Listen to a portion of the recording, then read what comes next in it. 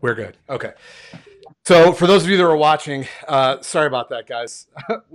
I just bought the software for this, and it booted me out. I guess it wanted more money, so I took care of that, and we're back on here. We'll just post these as two separate ones. I might be able to combine them too. So, in any event, the last question I had asked you was about Alaskaman, and you said, or what was your favorite? And of course, you said Alaskaman. I mean, what else are you going to say? So tell me though, what was there something when you heard about not just our race, but just X Tries in general? What was the allure? What drew you in to to the X Try world? And do you find yourself more drawn to it now, or have you found some balance between doing those and doing other events still? Yeah, I think it's like just the change in nature, like the extreme, going from one extreme to the other. You're being, possibly in cold water. I definitely like a challenging bike course, playing to my strength. And I'm not the most talented runner, but I handle it fairly well. And I kind of like that sometimes with the X tries, it's not just about running, but it's about being able to hike, being able to go over boulders, being able to um, go through mud, being able to go through water, kind of different challenges that present you, that you have to, think about how you're going to adjust and overcome those. So. Yeah. So, I'm sorry. With the how many hours do you put in training with the X Tries? What would you say is your kind of your build cycle, your peak? What are you doing a week, a month, that kind of stuff? Yeah, usually during my down weeks about 16 to 17, I would think.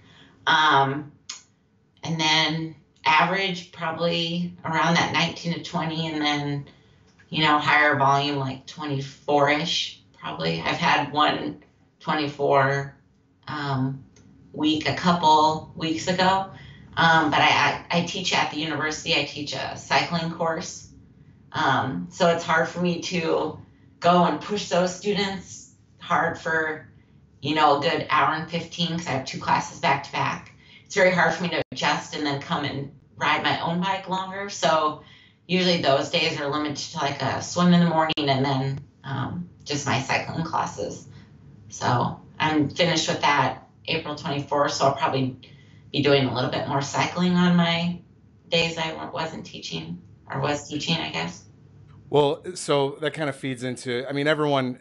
I feel like the standard questions everyone wants, an interviewer to ask is, how much do you train a week, and how much do you sleep, and what do you eat? And I know, I kind of want to preface this by saying, like, I know that it's completely different what you say you take in. Those of you listening out there may or may not work for you, but can you just kind of go over the sleep aspect, what it typically looks like for you, and food, and introduce your guest to everybody? And I know she helps you with your food and your nutrition and everything. So Yeah. Um, Gosh, I would say I probably get like 6 to 7 hours. I wish I got more, but I just stay up. I tend to like stay up late, like finishing stuff. Like if I have stuff to grade, stuff to do, like I just feel like the need to get it done. Like I coach as well. All my athletes' training plans are usually done by Thursday, just because I how many just people do you coach? yeah. I have about 19 right now. Wow. Are you Yeah, part of a bigger coaching program, or is it just you, or what? it's just me. It's That's just me. So I used to coach too, and I know how. I mean, 19. That's a big workload with everything. So wow, good yeah. job there.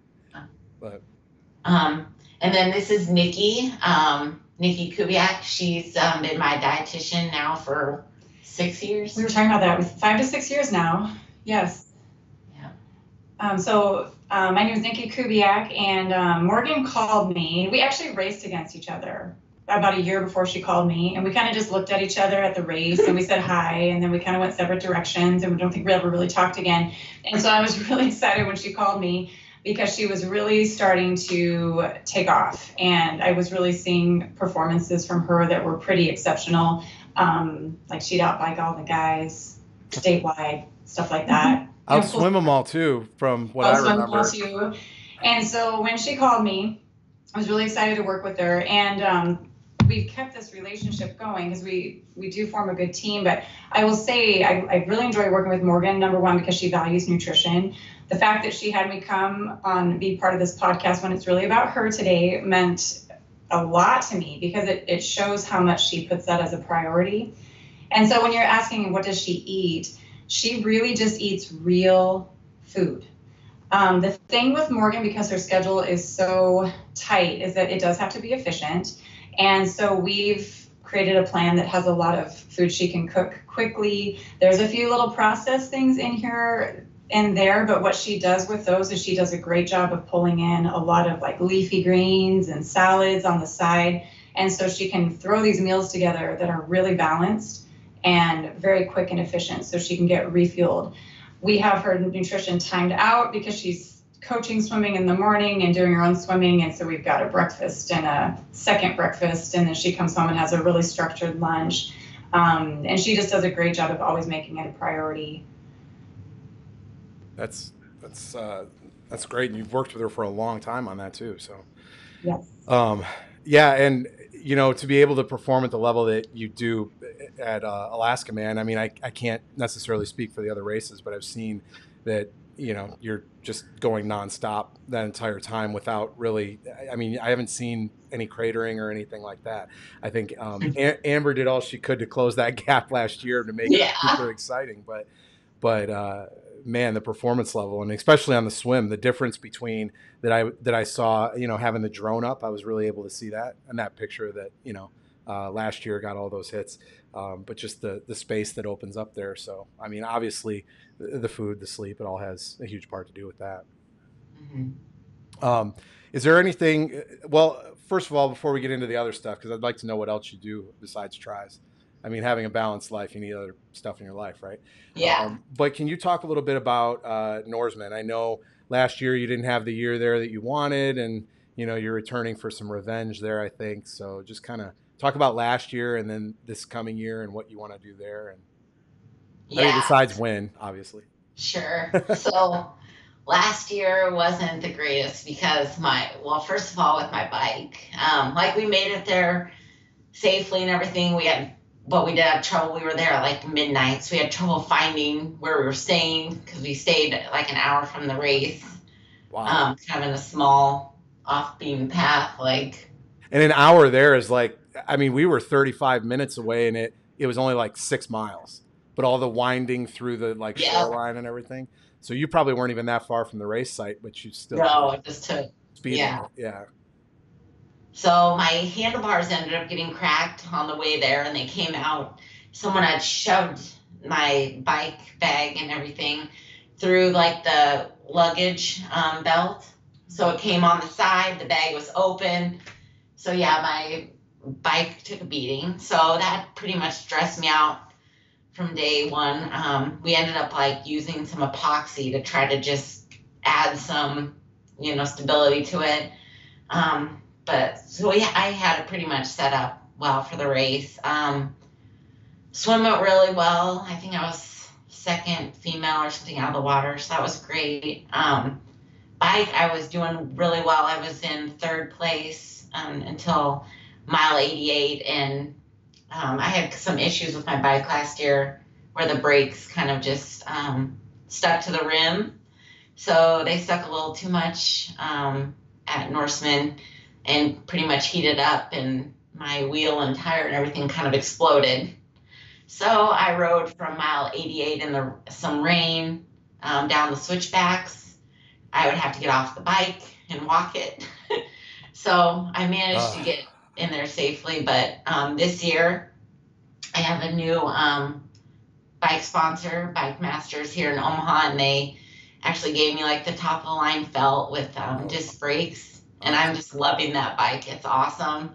So I'm really excited to go back, at least with some very good equipment, and well trained, and hopefully won't have any of those experiences again. So I think I ended up 10th, which I was still happy to, finish and everything. So. Yeah, there's nothing worse than when you don't have the day you want and it's because of equipment malfunctions, you know. I mean, it's Yeah. one thing if it's your own body, but when it's the equipment. But so any other big races? I know you talked about some of the other smaller stuff that you were going to do, but you've got Alaskaman, you've got Norseman. Do you do any larger like Ironman events or anything? Because I know a lot of the people out there are doing multiple Ironmans a year. Not that you should, but Yeah. do you have any aspirations to go back into that and do that stuff? I thought I might do a half at the end of the year, depending on how kind of my body does after the X tries, because Yeah. definitely takes a toll. I'll probably do a 70.3 at the end of the season, or maybe Ironman Louisville. I haven't decided.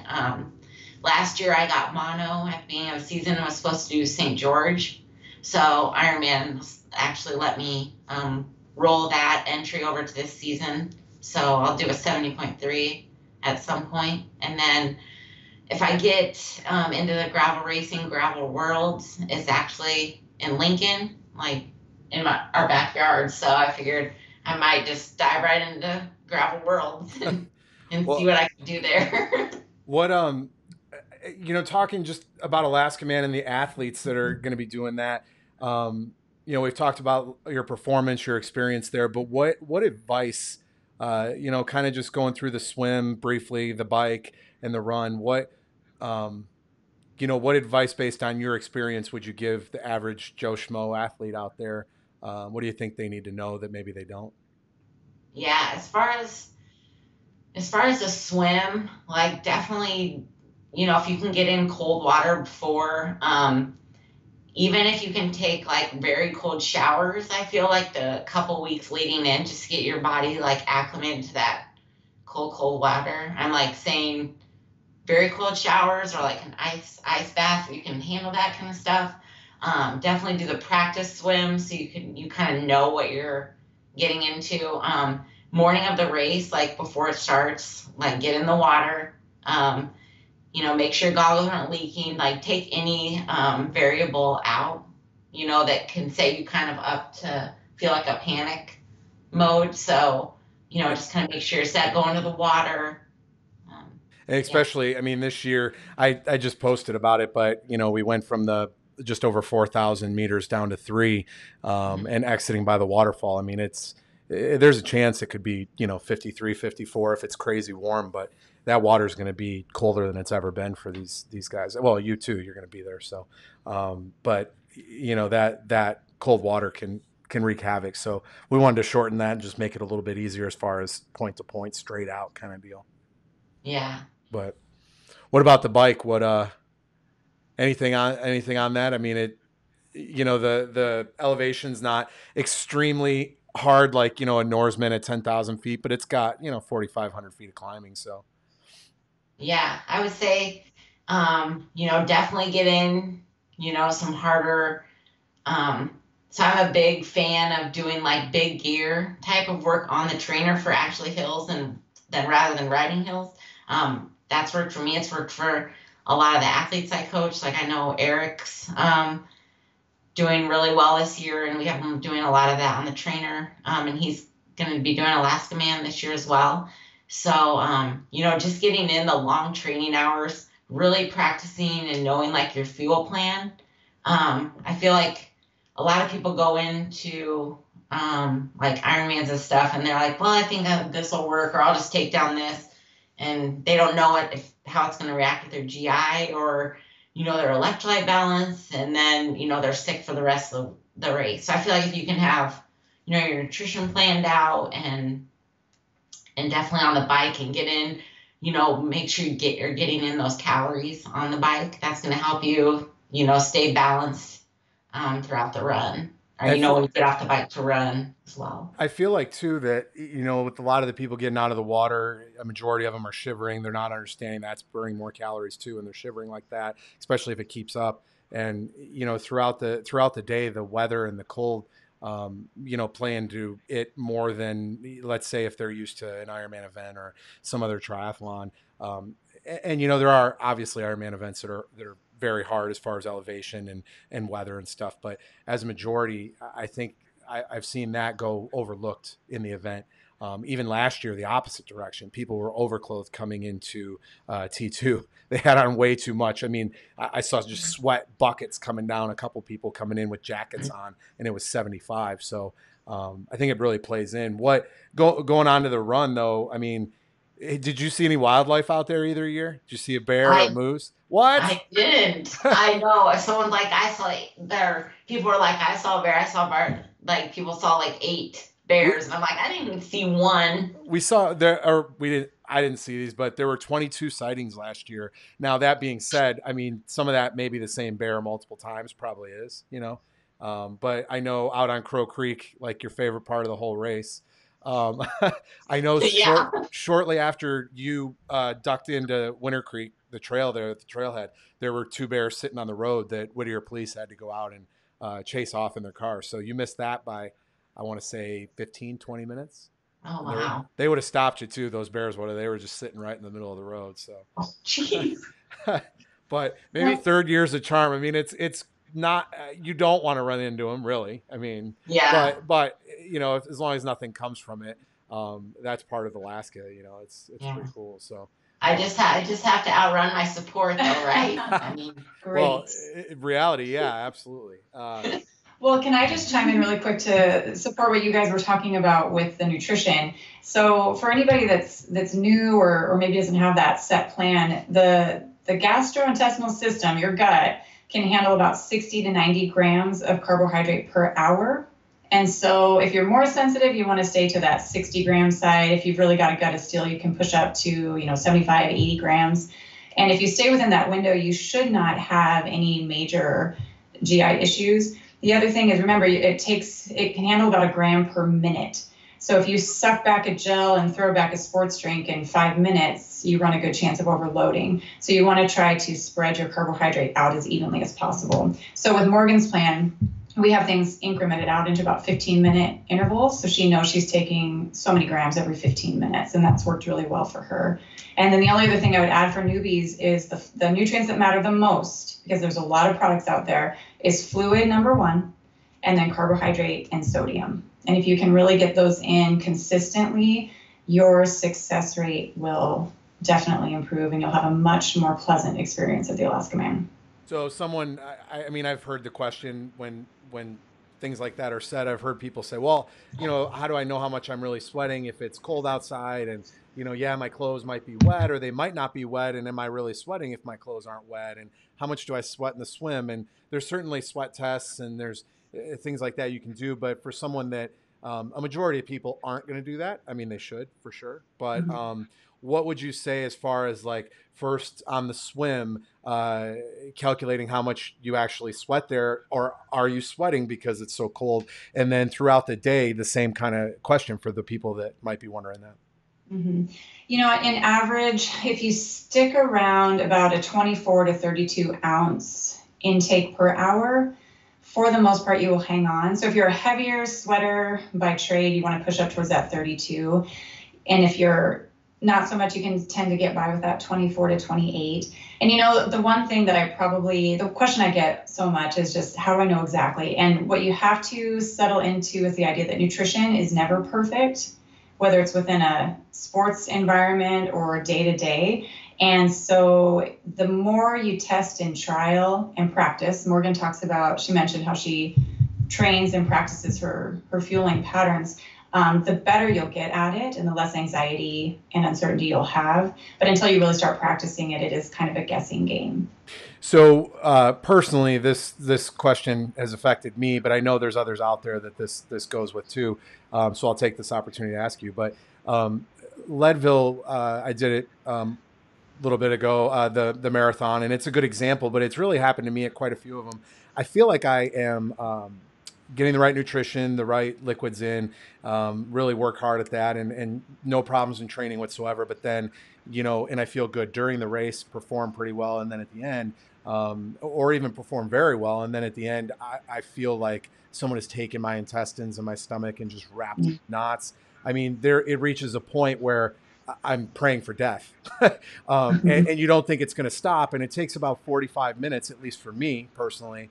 And then everything settles back down. And whether that's spasms or whatever that is, I haven't personally been able to figure that out, and I'm thinking there's probably other people out there that experience this. Um, so do you have any advice on that, or any thoughts on it at least? Well, let me say I do nutrition coaching online.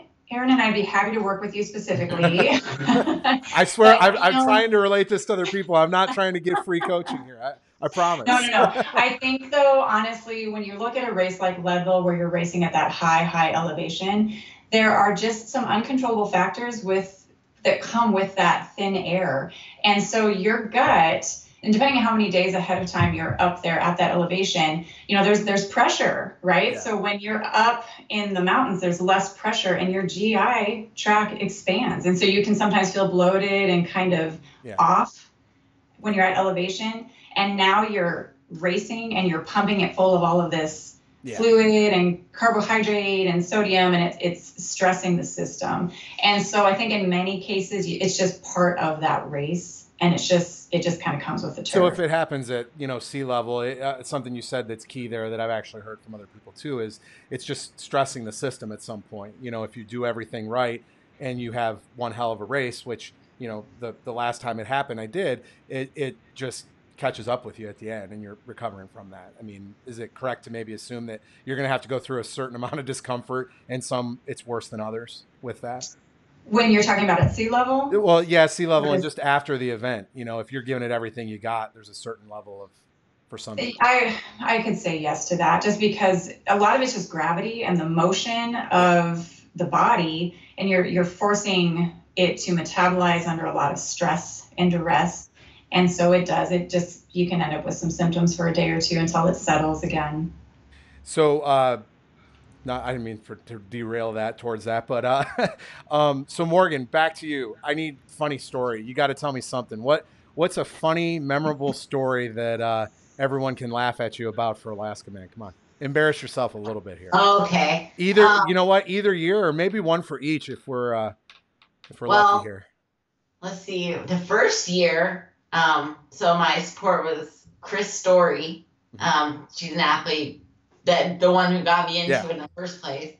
So I threw up on her.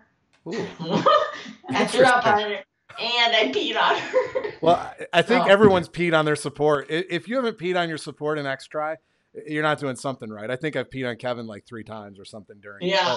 What specifically? When was the barf? When did that happen? Well, I know I think it was up the north face.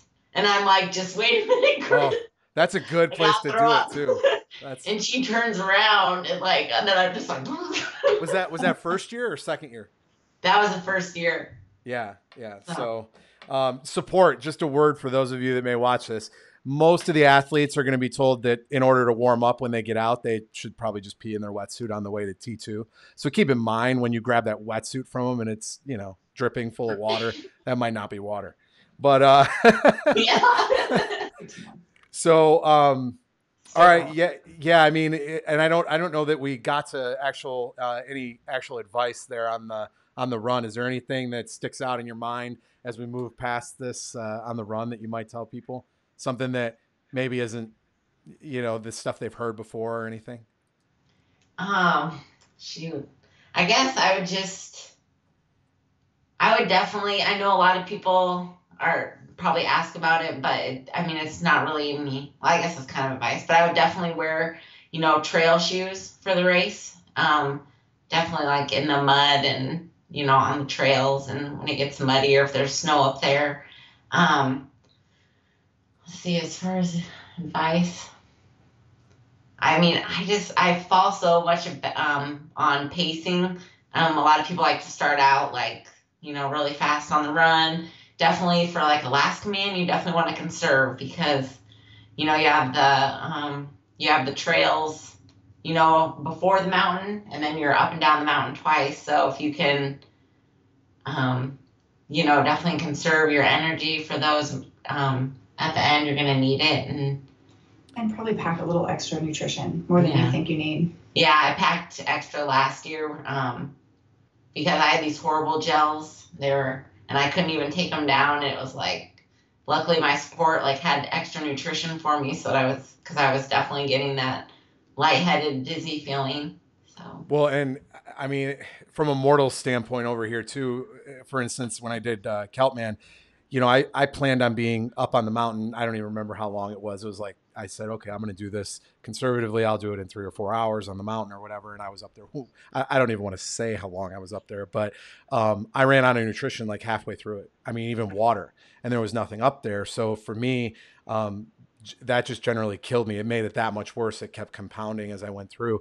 Luckily, I found some stuff, and people are nice out there. They'll share as they go by if you ask too. But with Alaskaman, same thing. For those of you listening, I would say as race director and someone that's been probably a little bit more in your shoes with the slow side of it, just make sure that you make your support.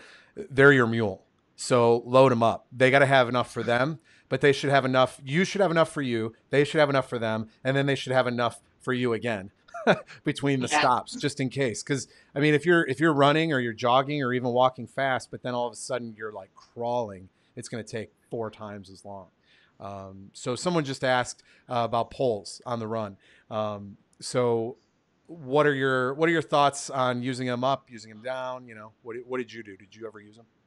yeah, I used them on the way up and then also used them on the way down. So I'll definitely be using those again. It was just good support, and can kind of use that leverage to kind of help power you up, and then on the way down as well, like helping with footing and stuff.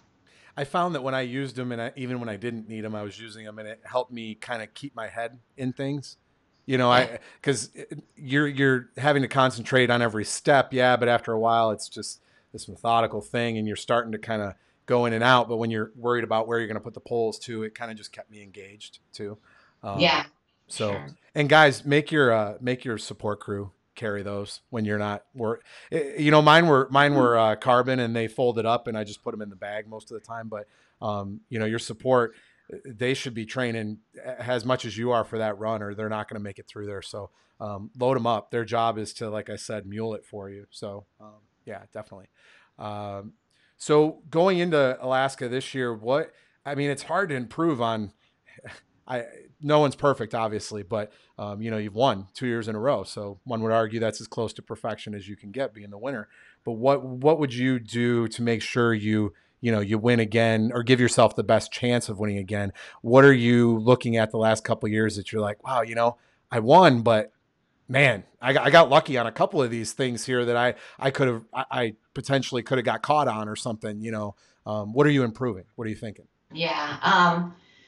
So I think with me, a lot of it comes down to my run. The first year I actually did Alaskaman, I had a stress fracture in my fibula. So that definitely hindered a lot of my performance. And just with my health in general, bone health, I have to be very cautious with running. I just can't take the pounding, to have that great of a run. So this year, my coach and I've done a lot of runs on the Ultra G. Just taking a little bit of load off, like 95% of my body weight running at that, just to be able to recover a little bit better. We've really slowed down like my recovery runs. So I used to kind of go out, my recovery runs would be like 8-minute pace, and now they're about like 8:45 pace, just super easy, just so I can get that like aerobic conditioning, aerobic fitness.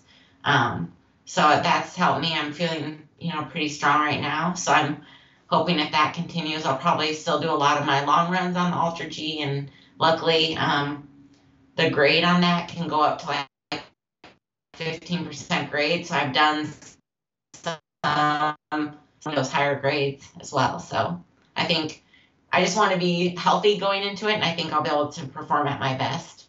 Yeah, I mean, there's arguably no one there that has the experience that you do. I mean, we have some people that have come back a few times, so they're right up there with you.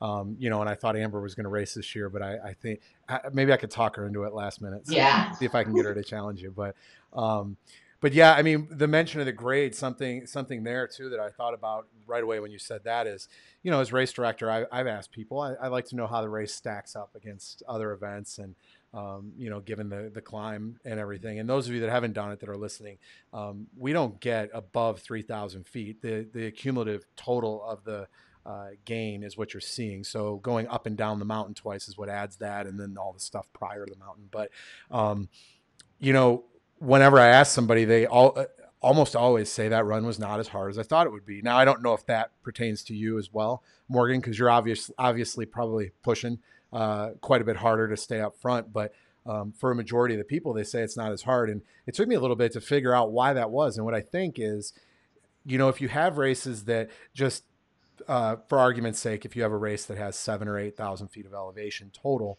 and then you have another one that has 4 or 5, the one with 4 or 5, if it doesn't have as big a grades, you're actually challenging yourself to say, oh, well, it's not as much total and that grade's not as steep. So I'm going to try and run it. And so people push themselves a little harder on those races to actually run it because they see it as achievable, even if, they only make it a half mile before they're zapped. But I think with Alaska, on that first climb going into the mountain, no one runs that. I mean, Yeah. you'd be a damn fool, and I think just because I had Tim DeBoom out there a couple of years ago, and I was like, oh, I want to run faster than Tim DeBoom, just once in my life. So we started up that, and he instantly started walking. And I think within 200 feet, I was dying, and he just walked right past me. And he looked over. He's like, "Yeah, that was dumb." So I think that's why people say that the race the run surprises them. The mountain is, a lot of people say, easier than the Nordic Loop out there. Would you feel that way? Do you feel like Crow Creek and the Nordic Loop just absolutely destroy you more than that mountain does because you actually try to push it? Yeah, because you're trying to run, you're trying to maintain your pace there. And like you said, you get to the mountain and it just becomes like you're trying to hike it, so Yeah. And you've already burned yourself up, on the trails prior. So then you get to the mountain, you're already fatigued. Yeah. Well, and there's 12, 1,300 feet of climbing just to get to mile 20. So like you said, I think people underestimate that, and it's rollers, and that Nordic Loop is just, it's killer. And you get to the mountain and it just kind of slaps you in the face and says, nah, you're not running up me. Yeah. So humbles you a little bit, but yeah, it's good to know that you're thinking about that the same way as everyone else there too. So once you win in 2019, assuming you're healthy and you can come back, is this gonna be your one race that you try to do as long as you possibly can? And I think I probably will. I think I want to, do it as long as I can, and as long as I'm healthy and feeling good. So we're almost done here, but a couple of more questions. What things interest you besides triathlon? Because I know when people get into this, and lately I haven't really been doing anything with that, so I've been able to explore other things in life. What do you balance with other stuff, or do you find yourself kind of consumed with it and no time for other things? Yeah, I do. I do feel myself consumed with it. I guess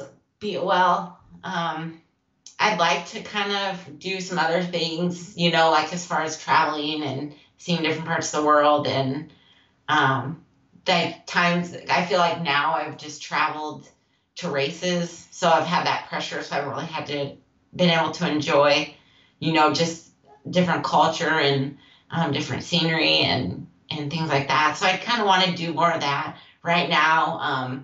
With 20 athletes, coaching swimming, having about 50 students at UNO, and then doing my training, I feel like I'm just kind of all over the place.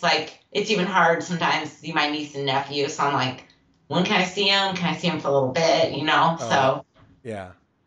Yeah, something's got to give at some point, right? Was that your first trip over to Europe when you did Norseman last year? Yes. Oh, okay, nice. Yeah, there's a lot of X tries if you want to travel doing that for sure. But I mean, like I said, I'm going to try and get you into swim run as well. So, I mean, the thing is, I know you said because of the running, you don't know, but I mean, you get far enough ahead on that swim, and it won't even matter. You could crawl the run. So, was there anything else you guys wanted to, talk about, tell people anything before we wrap it up here, or at least what you might want them to leave with going into Alaska before you see them there? Geez, I think just trying to stay positive and in the moment and in your training, and don't go out. I think a lot of athletes, or even at my level, like always are, their like main goal is like, I just want to win. I want to win. And I think a lot of people just focus on winning. And I feel like when you don't focus on either winning your age group or what athlete's there, or, beating this athlete or beating that athlete, I think if you go in for yourself, you go in trained, you go in prepared, you'll go in and have the best race for you. And then that's going to be like the best moment for you, is just knowing that you went in as well trained as you can, and went in with the best nutrition plan, had a great support team, and then just finished the race strong and confident and stuff.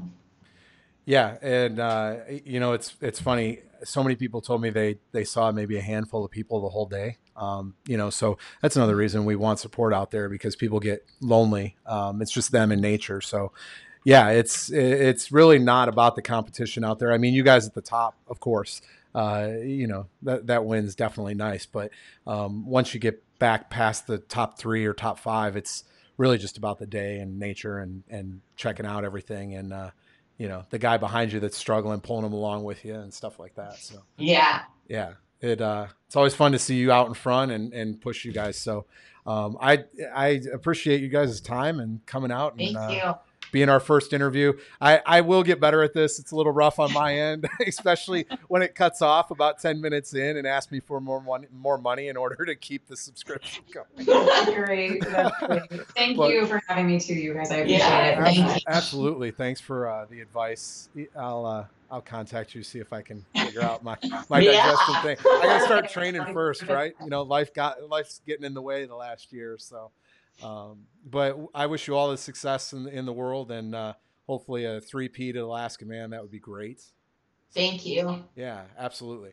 Well, thanks for joining us, and have a good night. You too. All right. Thank See you. you. Thanks. Bye.